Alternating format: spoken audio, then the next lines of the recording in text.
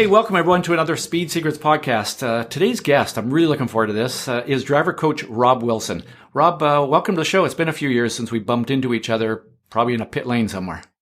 Indeed, Ross, and great to hear from you. And I was very impressed when I got an email from you. I thought, yes, that's good. We should be talking. Yeah. And you just got back from a day at Goodwood, is that right? Yeah, I'm still here actually. Okay. With Nikita Mazepin. He's Formula 2 and he does the Mercedes F1 testing as well. One of those drivers has a testing contract with them as well, and a Russian driver. And we've normally been using a place called Bruntingthorpe, which is for about the last 20 years. But there are some issues there. We may have to find somewhere else, which would be okay. But I started doing the stuff down at Goodwood here first in 1974, and the proper driver training towards the end of the 80s, and so I almost lived here. So it's nice to come back, and because it's a lovely environment. We're on the track by ourselves. Had a lovely day. Wow, sounds fantastic. And obviously, you're very well known for having worked with a lot of Formula One drivers. I guess.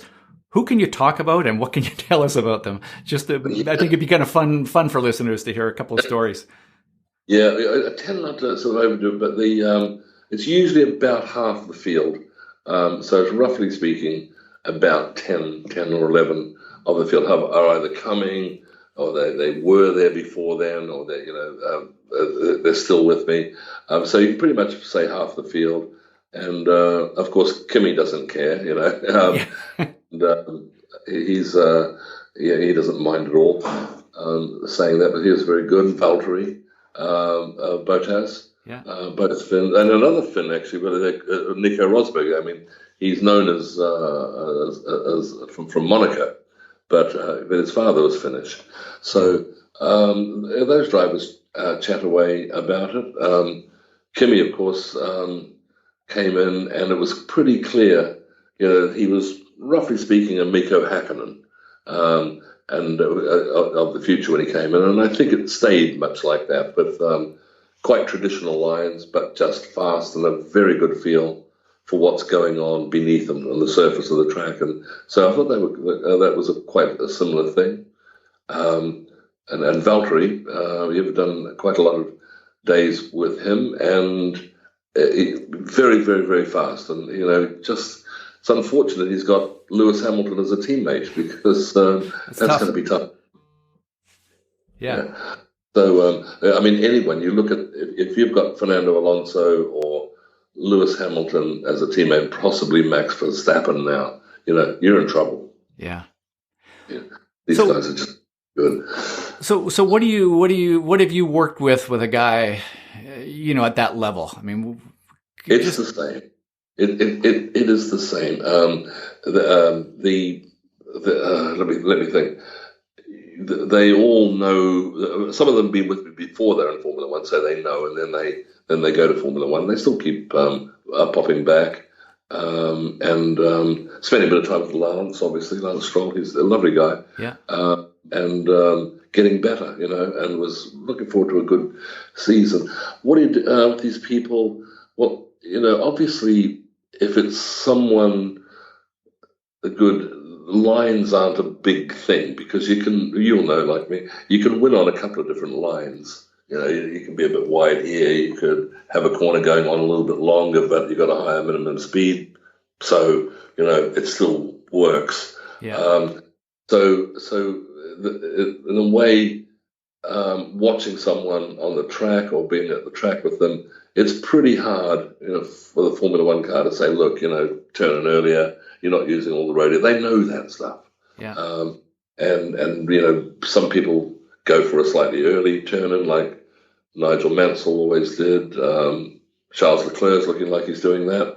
And it suits him. Someone like Kimi or Häkkinen or Gerhard Berger, even Ayrton Senna, went for the slightly later turn. Sebastian Vettel, always about the exit. So you can win the World Championship doing that, or you could do it another way. So in terms of lines, there's not a lot that you can say, but what you're doing with these people, and the same as you're doing with everyone else. I find the biggest thing, the very, very biggest thing, is the rate that you move your body, the rate you transfer weight through to the car with your hands and your feet, and you're driving the car as much with your feet as you are with your hands, and that's probably the biggest difference that you can make to a driver. Yeah, we've got ideas, short corners, diagonals, keeping the car flat on occasion. Not every time, because that could be a lower minimum speed. That could be an excess tire scrub while you're trying to rotate the car to get a flat car. Yeah. So it's a ratio, and you'll know this. The same. You'll be thinking in similar terms, wouldn't you? Am I right about that? Yeah, and something I've always said is I see drivers all the time kind of going, oh, "What is that super trick thing that Lewis Hamilton does?" Does he brake with his left kneecap? And it's like, no, the very best just do the basics better. The advanced stuff is just the basics better. Yeah, and Lewis, you'll see, doesn't use every inch of the road. You can see them doing it a bit at certain corners at Abu Dhabi, where they swing off the track to fatten the corner up a little bit, yep. The line up. But if you're braking for a corner, it tends to always leave a bit of room on the left or the right, in case, because cars move around a bit. So using every centimeter of the track, not always, not the case with Lewis and not with a lot of people. When Nico first came, Rosberg, I said, well, did your father ever tell you anything? And he said, the only thing he said was, use every centimeter of the track. Now, you can see Nico did that at Monaco. He got away with it very well. So, yeah, you could say for sure. But that wasn't necessarily, the reason why he wins. So, the good guys just do that little bit better. But like I was saying, the biggest thing is the rate of weight transfer. Yeah. That is, when you come to brake, there should be a minuscule introduction to the brake pedal. Now, you got a lot of downforce on cars. Of course, you can be more brutal and not lock up in the beginning of the braking area if it's from a high speed. So you could say, well, you got to be bang on those brakes. But even then, a minuscule introduction, it's that first 5%, still works. And it's the same with the steering. That tiny, tiny introduction followed by the next bit. It just tells the car what's coming next, reduces the number of mistakes you're going to make. Cars turn better. And so I try to get them to keep flexing their joints. And you can see it with Lewis. He has a fantastic relationship with the surface of the car and with the surface. And with Valtteri, when he gets it right, he does it just as well. He sets some pole positions from them. So that's one of the things you work with. The other thing is to keep the mistakes out of what you do, because every time you make a mistake, you always pay twice, sometimes 3 times. I'm sure you've covered this stuff, as well. I'm not telling you anything new, but I'm just sort of saying what we do, because you find it as sure as eggs don't bounce. You're into a corner, you brake a fraction late, and then the corners, the apex is over there somewhere. The next corner, you brake a little bit earlier, or you might sometimes brake a bit later again because you've lost time. But invariably, they brake a bit early because the survival instincts kick them. And then you try and make time up at the next corner. That's one reason why I try to do that, the whole lap all the time, rather than just working on one corner, because that corner's different every time, because you arrive at it and you're carrying the baggage from what you've done previously. You've had the world's greatest exit in the corner. You've done it better than ever. And then to certainly try and transplant that onto the next corner, which didn't need it. And then you miss the corner. Yeah. And then you go to the next one. So having a pattern, I think, is important, having a structure, and then finessing it from there. So it's putting the lap together, right? You see drivers kind of go, if you look at the data and you look at the theoretical lap, you put all those segments together and you go, wow, that would have been a lap record, but you didn't do that because you didn't put the lap together, right? No, and it's hard to do that, and so I'll pull them back, and also make it feel right. It's very hard to look at the digital telemetry, and you can't get any feel out of that.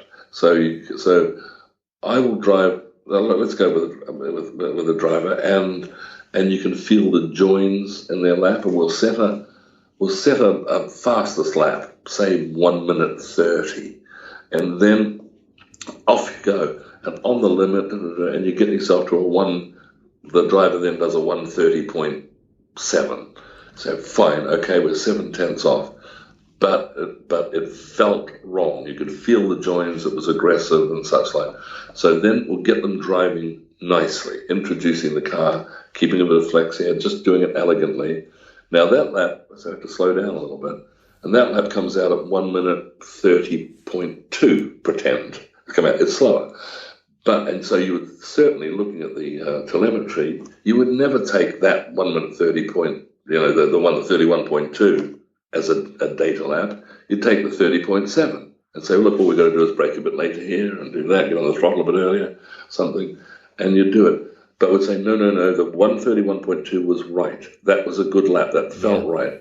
Now let's just try and compress everything by a little bit and a little bit and a little bit, because we could feel you did it right. But it would be a lap that you would ignore if you're looking at the telemetry. Yeah, I was going to ask you about how often you dig into the data with these guys, but one of the things that I think is it's fantastic, it's brilliant that you do is you spend a lot of time in a road car, and I've always if I'm going to coach somebody new, I try to go out of my way to have that driver pick me up in a rental car, because I can probably learn more about driving to the track on the road in a rental car about what they're going to do when they get on the track. Same kind of thing, right? Absolutely. But someone new, by the time you've got into fourth gear and you're 2 corners in, this is going to be a long job, it's going to be a short job. You already know it. Then you can tell. But then you've got to find a way, which I know you'll be doing the same, to communicate to that person.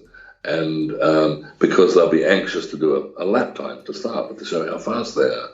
And they've got to say, no, we can calm this down. I don't always say calm it down. Some drivers need to be sped up. Yeah. There are completely natural drivers, which was the sort of thing you used to look for. Someone that can take that corner flat and have car control, could do that stuff. And you're looking back to the Ronnie Peterson era and such like, and say, yeah, that's a real racing driver. But these days, with tires that degrade so quickly, if you've got car control and you don't mind the car sliding in bits and pieces, it's over. But with these modern bubblegum tires, find yourself sliding, you may as well give the lap up. It used to be pole position, and when they had concrete tires, but they don't have that anymore. And so it's if someone's a completely natural driver, often they'll just rely on that, and they'll just rely on doing that and out driving people. But you can't do that. In the older days, you needed to have some car control. You needed to get the nose in. You could hold these 4-wheel drifts, and it would work. But now the cars just stall when you do that. It wears out their tires. And so, not just a natural driver, they need to be taught techniques, and the technical drivers need to be rounded out and be meant to make it more natural. So a natural driver isn't even disappointingly, isn't even what you're looking for so much these days.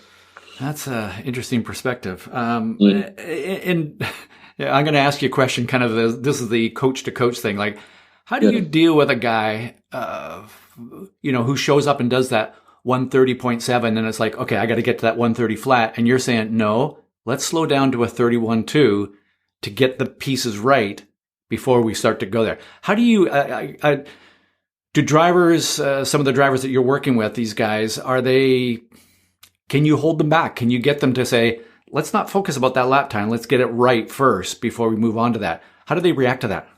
It depends on the personality. With Nikita today, it's really only now that he's starting to feel like that. He's been very, very hard to get squared up, and he knows that because it's always, I'm going to be the latest breaker. I'm going to outdrive everybody.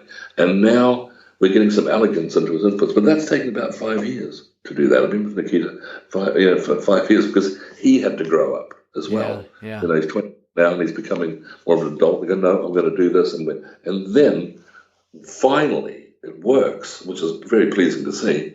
And it's a form of brainwashing.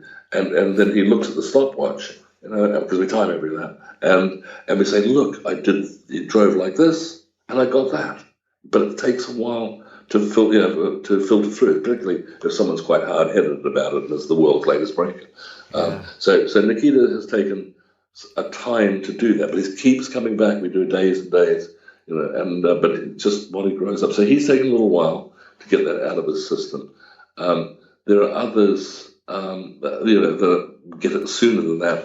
But what I always do, which I'm sure you do as well, is that I will go and do the lap, and I'll say, look, you know, feel this, you know, or not feel it, feel how much nicer it is, and then I'll do the 29.8, you know, and say, well, look, it's not that I'm a faster racing driver than you, you know, or anything. I'm not braking any later. I'm not on the throttle any sooner.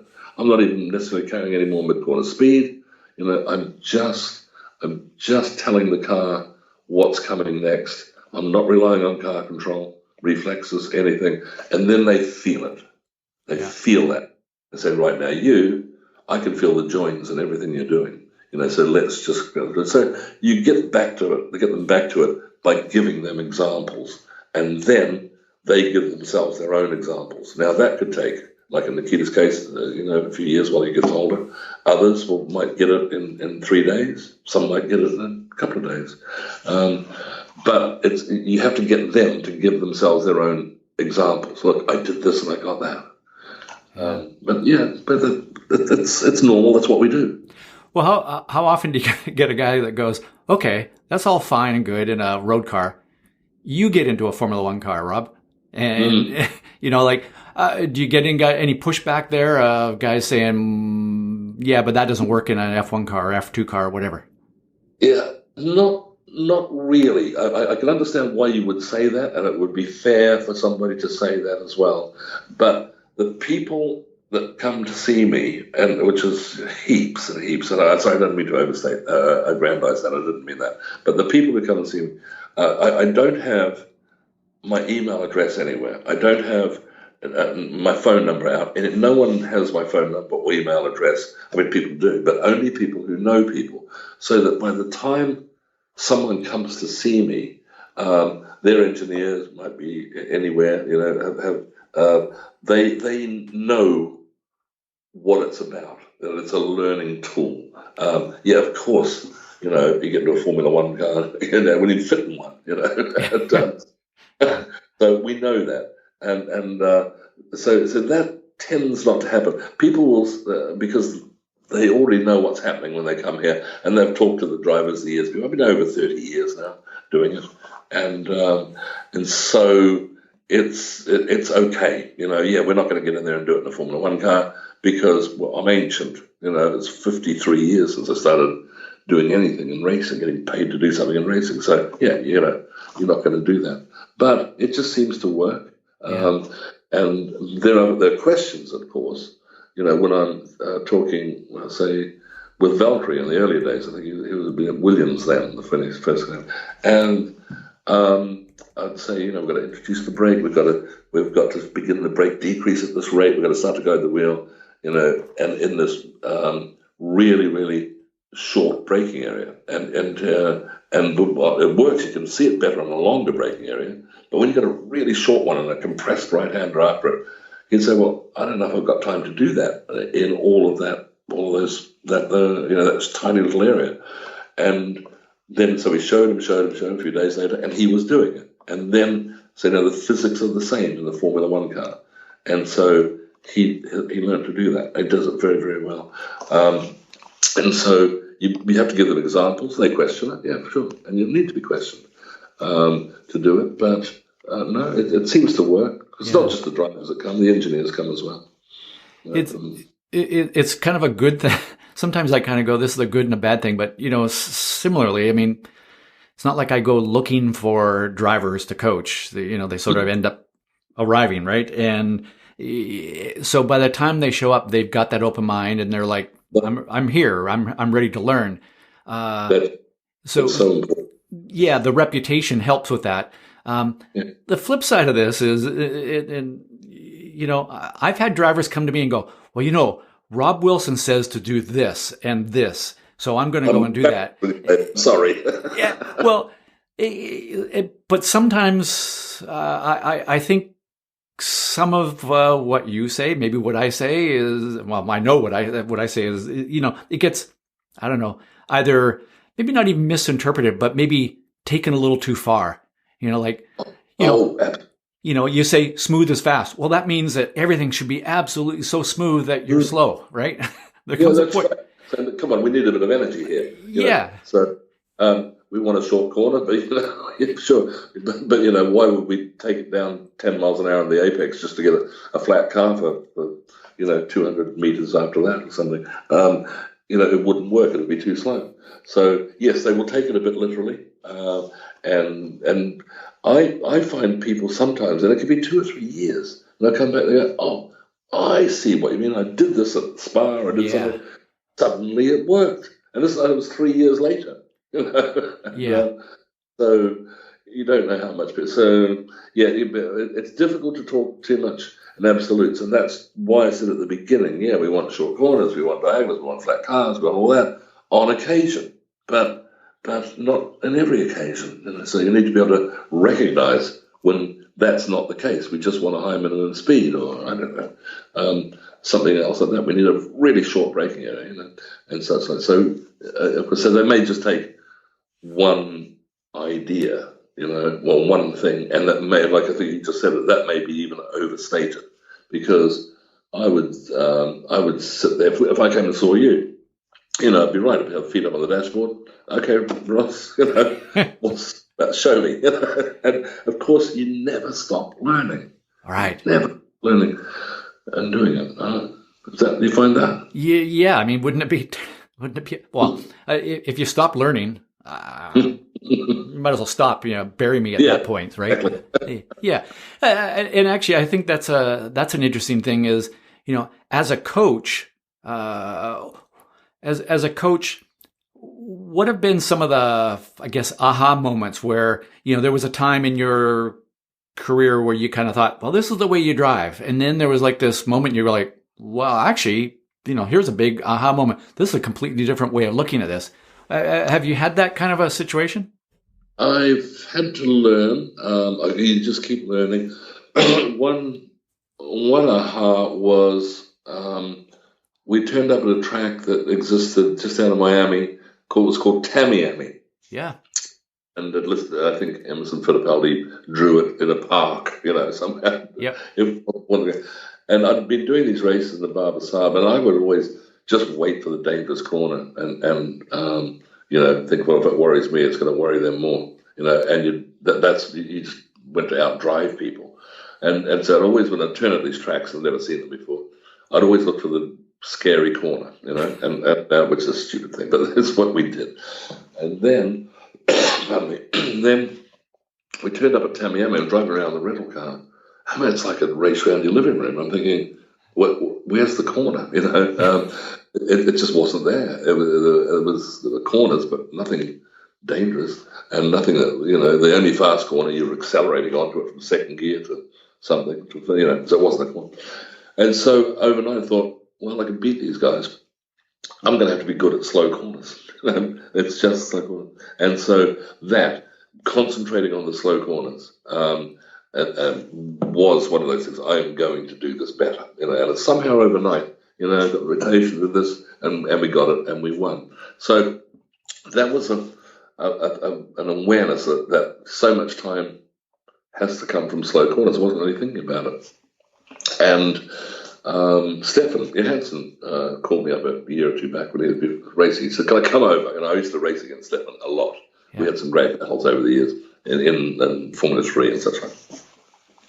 And he said, can I do some time with you, because I'm useless at the slow corners. I'm great on the fast, dangerous corners. He said, and so he then suddenly found he had to do that. And I was with Dario Franchitti the other day, and I know him very well. And he said he was testing a DTM car I think Magny-Cours in France. And Alan Prost came along as a guest, as a test guest or something. And he just said he was just so much better at the slow corners. And he had an aha movement. So these little moments certainly stick in your mind. So that I think squaring off the corners, doing a bit more of a diagonal, that just came. That appeared. I used to watch Rick Mears on the 1 mile ovals, and when he was doing that, we had to brake. And he wasn't really going round the track, he would he'd build this sort of box over the top of the track, down to the middle of the corner, sharp turn out to the outside, diagonal across towards the middle of the next corner, turn 3 and 4 or whatever. And he wasn't really looking for high minimum speed. And when I started doing some 1 mile ovals and some Bush North races over there in Pontiac, you start off taking the European idea, sort of out there wide, flat out around the corner. It wasn't really doing it. And so getting these little diagonals in there made a huge difference to get this, which where, the rotation, get the car flat, that sort of stuff. I think it just evolved, but there were a couple of things that you noticed. And Mario Andretti said the same about Bruce McLaren. He said he taught him how to rotate the car on slow corners. Yeah. And it's oddly enough, odd choice, but there was so. Now you would think you should know this, and you would hope you were doing it intuitively. In 1974. I'm embarrassed when I think about it now. Maybe we're just out trying to race people. Go faster, and then sitting on the wrong side of the track, and where at Sebring. When you come out of a right-hander and the next one's a left-hander. Stop me if I'm getting boring here. No, this is great stuff. But you come out of a right-hander and say the next one's a left-hander. And we found it was better to stay on the left for a bit longer and then put the load in when you turned across and later on down the straight, because when you turned the wheel to put the load in, there was a bit of tire scrub and it slowed your top speed, it slowed your acceleration down a little. Yeah. So I was doing a bit of a fun race at Sebring. It was a 6-hour race, but not this, not a big one. It was in a Porsche. I was with Price Cobb, and I'd come out of Tower. Is it Towerca? The right hand, a 90-degree right, and then you go whizzing up, and then there was a left-hander. It was a proper left-hander then. Before you go onto the back straight, there was a left-hander. Then there was a right, left, right. Yep. Yeah, the left. So.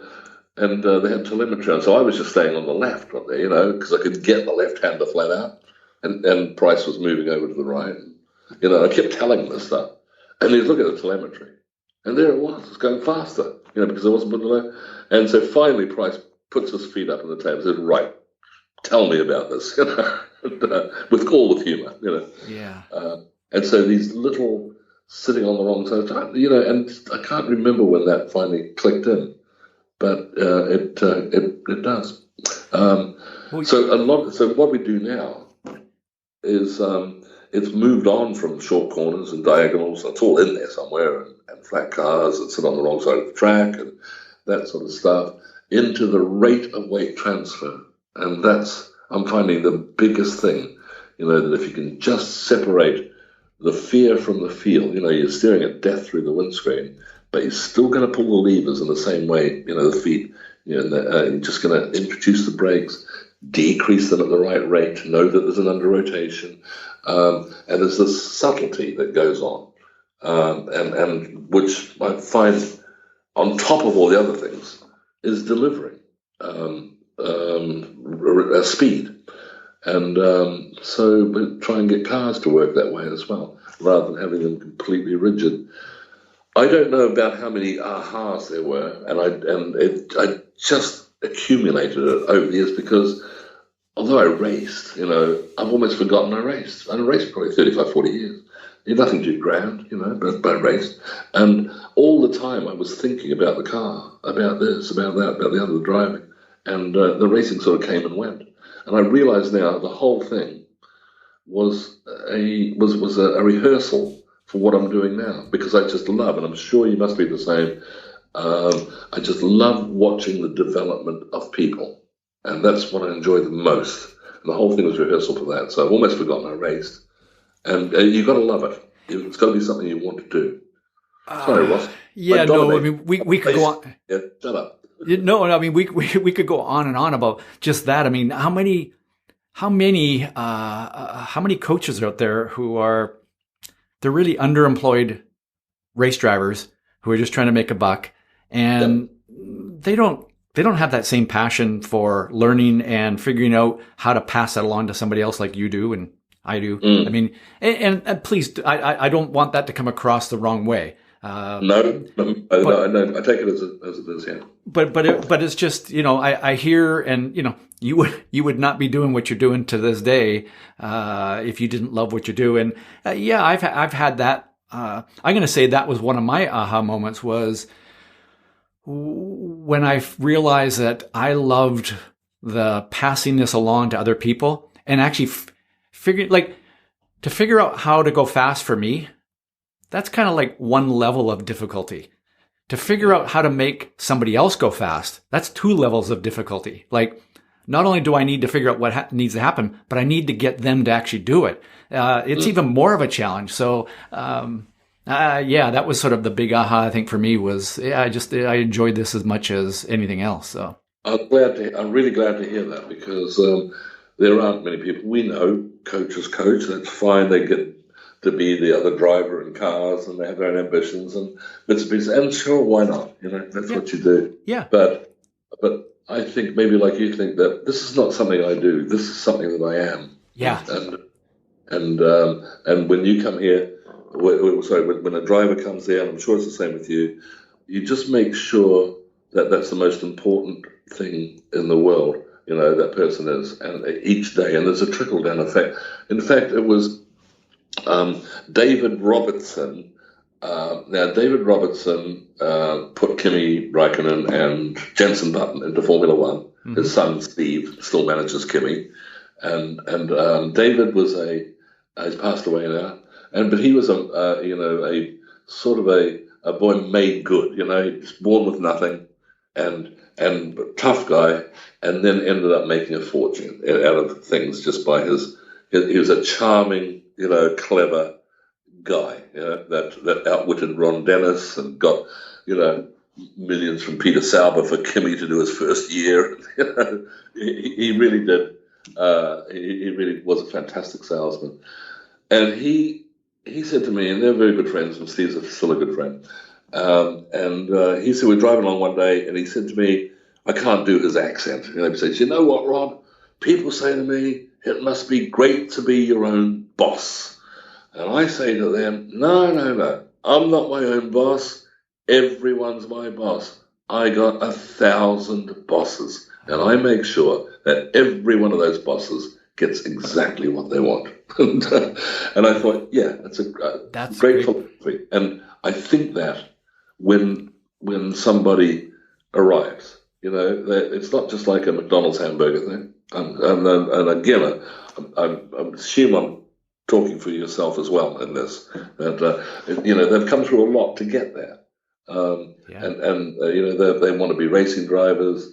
I would say that back as I was involved with the Barber series at one point there, and I'd be training people, and I would say someone would turn up and they'd have a bad race.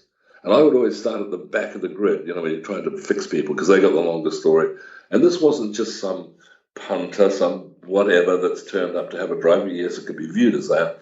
That guy that's turned up and he's finished 14th in a race, He's sold it to his parents. The parents have sold it to their neighbor who runs a company, to his girlfriend. To this. By the time they've arrived at Mid-Ohio, and you've never heard of them, there's a whole life story and ambition behind that. And then, boof, they get hit over the head in their 14th or something like that, 16th. Well, that we could ignore that, but I never did. I always went to the last person first because they'd have the most to learn and the longest story, because they didn't win. And I think that's got to be in you somewhere. So that's what probably the biggest thing I do is that I care and that everyone's my boss and that when they're there on that day, there's no one more important in the whole world that they get what they want. Yeah. Wow. That's cool. And obviously confidence in a driver's confidence plays a major factor. And I got to think that, your line of the, rate of weight transfer. I mean, I can just see that. And, the driver's got to be relaxed to feel that and to actually manage that. But if they're not confident, they're not going to be able to do that. And like when you were talking about Bottas and, having Hamilton as your teammate, you see Bottas every now and then outperform Hamilton. How much of that is technique? How much of that is just on that day, Bottas's confidence level it's shot up?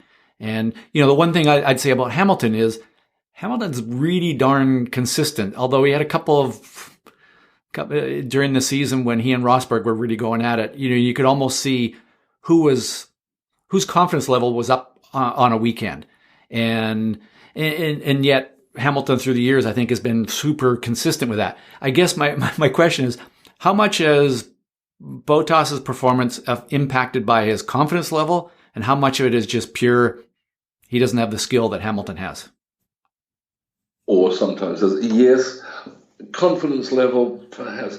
I don't know what you think. I always found that before we went out in a race or a car, you didn't know anything until you felt that car, until, your inputs, and you think, yeah, this is a good car. So I think Valtteri's results have been when he's had the car exactly like he wants it. I think the confidence comes from what you feel when you put your foot down and the back end doesn't come out, or you turn the wheel and it doesn't understeer. And I think it's more connected with how well that car is going and whether Lewis is on top form. Because you'll go out there, go as a driver, and you'll think, right, this is it. The car works. I am going to go absolutely fine. And you do this great lap, and then you find someone beats it by 0.4 of a second in a similar car in doing it.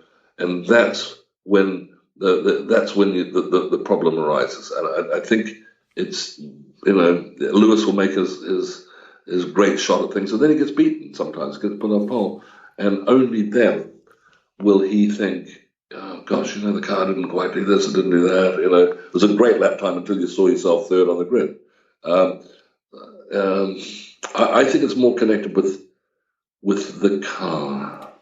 Yeah. Myself, I think it's more connected to whether you get that right feeling from the car, because rather than be confident, I don't know quite how you measure that. Yeah. Don't you wish there was a meter on the side of the, a gauge on the side of the driver's head that says, this is the confidence level right at the moment. But, like I just look at some drivers through the years that you're right. I mean, when the car's right, man, you can't beat them. When the car is off, they can be beaten. And then there are other drivers who their performance pretty much stays the same all the way through. Bad car, good car. It's always there. And, a lot of drivers, not a lot, there have been some drivers who they could get more out of a bad car than another driver, where another driver, the car is bad, they're going to be bad. Oh, for sure. That's absolutely right. And I think that puts it very well. And you will have been consistent, in the races where the best you're going to get out of this is 5th place because, it's lost a plug lead or something. Yes, that puts it very, very well. There are drivers that will just do that. Yeah. Lewis has wanted to give up a few times in races. Yeah. and they all will. You say, well, Nigel Mansell was, so confident. But now I had a lot of races against Nigel, Yeah. and we, one year we were doing a race. Do we go wets or do we go slicks? It was the wet track. Yeah. And Nigel comes up to me, and I'm thinking, I'll go slicks maybe. But Nigel comes up and says, I'm going to give you a secret here. I'm going to go slicks as well. I'm going to go slicks, and this is the way to do it because it's going to dry out. The Truxton fast track. Yeah. So off we go. We're racing around, and I'm ninth. He's 10th, but right behind me on these. It's never going to dry out, but you can't make a pit stop in Formula 3. Who gives up? Nigel. Comes to the pit, that's it. I kept going for my 9th place. So I don't, and yet Nigel would be seen, he tells these stories, and he's right, I was 50 mile an hour faster than Riccardo Patrese around this dangerous corner. He tells those stories. And but I've seen Nigel give up. I think it's down to whether, as long as it's slower than you, and the car's faster than everyone else's, you're confident. Yeah. I'm not as good an answer as you gave, Ross. Well, I'm thinking like back when I was racing Indy cars, the one guy that he drove a bad car well, he drove a good car well, he never had bad days, was Michael Andretti. Yes, he just always drove the same way. Al Unser Jr., on the flip side, was, when he was on, nobody was better. Mm-hmm. But he would have off days, and if the car wasn't quite right, he wasn't at the same level. Michael, I don't know whether you take the two of them and you kind of go, who was better? On one day, I'd pick Al Unser Jr. Over the course of a season, I'd pick Michael Andretti. So right, yeah, it's interesting stuff that way. Interesting stuff. And by the way, I like Marco. He was due to come over just before the lockdown, the coronavirus thing. Yeah. Lockdown. I like him. He's a good guy. I hope you give him a little tune up there, because I'd love to see him. I know he can be tuned up. He's got great natural ability. I can tell him it's not a dirt track series, Marco. You've got to straighten this thing out here. Yeah. Hey, Rob. So one last question, then I'll let you go. And I know you've had a fun day at Goodwood, but a long day. But one of the things that you've talked about, and this is one of those ones where drivers come to me and say, well, Rob Wilson says I should get in the middle of the corner, and in the middle of the corner, I should just tighten up the steering wheel. Talk to us a little bit about that. Yeah. Obviously not every corner. You would not be doing that around Druids at Brands Hatch. It only if you can effect some form of rotation that's going to allow you to get a flatter, better accelerating car over a straight of some distance that follows it. So there'll be times when you just put on a certain amount of steering and you leave it at that. But the extra bit of steering, which does go on, we're doing at Goodwood today, a little bit more on a very, very fast corner. Just turn very gently and then just increase it ever so slightly. But that's not quite what they're talking about. They're talking about, that's what you do. Well, yeah, but if you're already on the throttle and the nose is in the air and it's going to understeer your push because the nose is in the air and the rear is not going to break away, then you wouldn't. You've gone past the tire.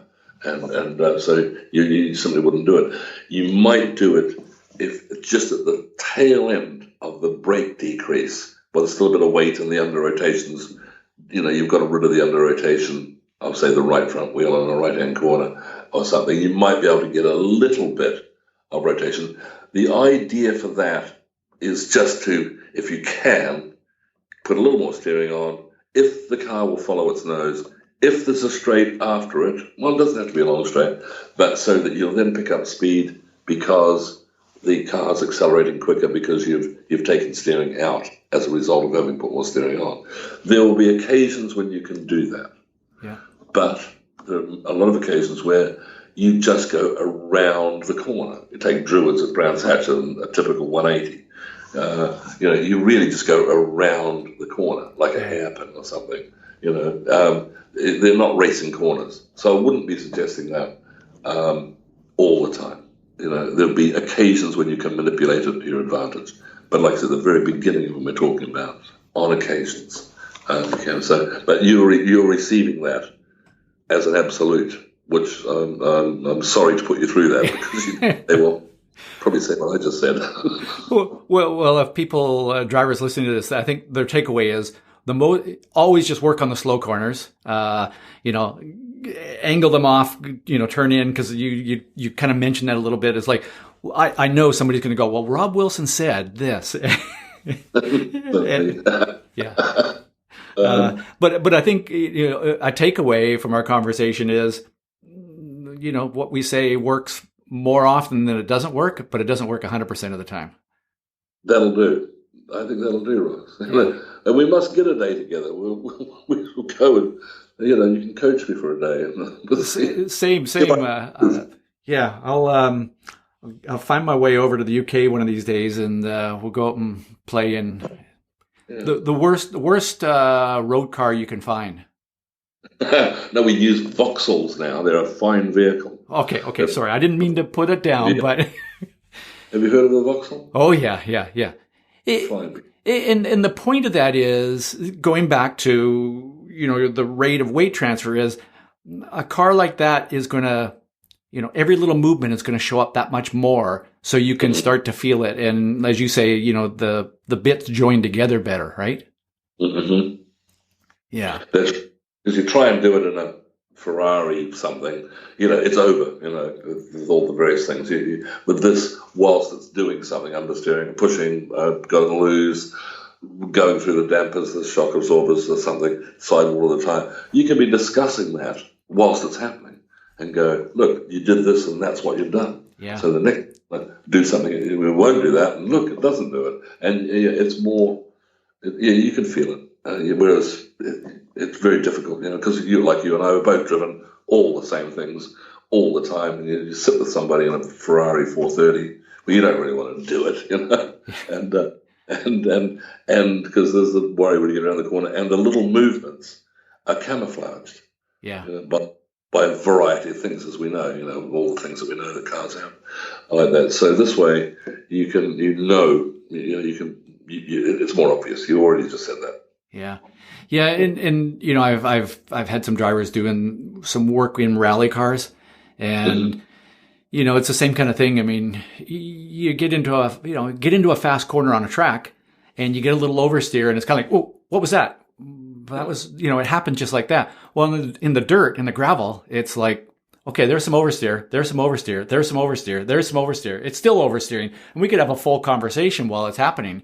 So you just get that much more time doing that, and it's such a great learning opportunity. And unfortunately, I think a lot of drivers are maybe almost, at the upper levels, it's gotten this way, as they're so specialized now. And, even, the average track day guy, it's like, I get in my car, I drive my car. Well, get out there, cross training, go try driving other cars, experience other things. So.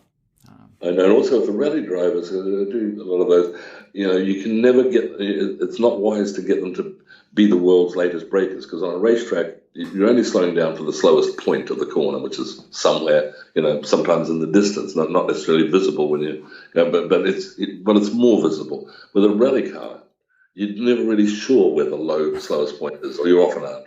Right. So they'll have to brake a little bit earlier, see what's going on, and then off you go again.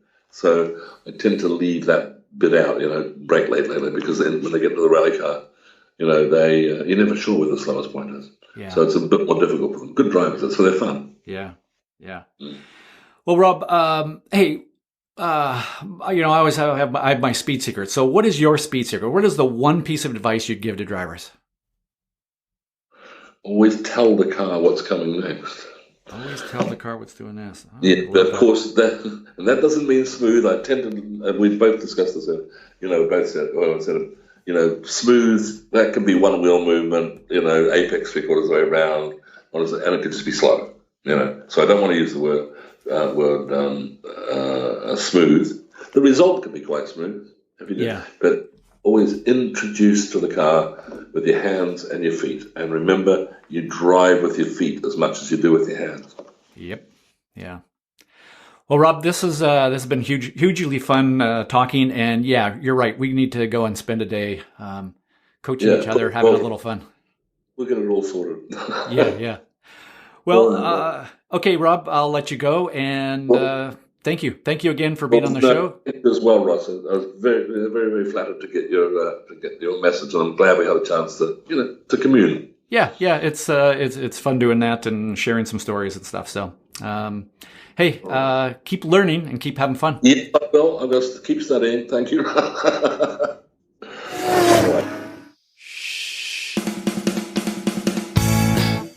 Need something to identify yourself as a serious competitor in iRacing? Something to wear when you are laying around the house or hanging out in the garage? Or even better, something to prove to all your friends at the track that you know what you're doing? Well, Ross has the gear for you.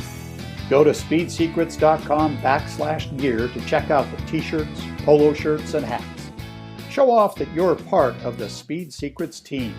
Go get them. Have some fun.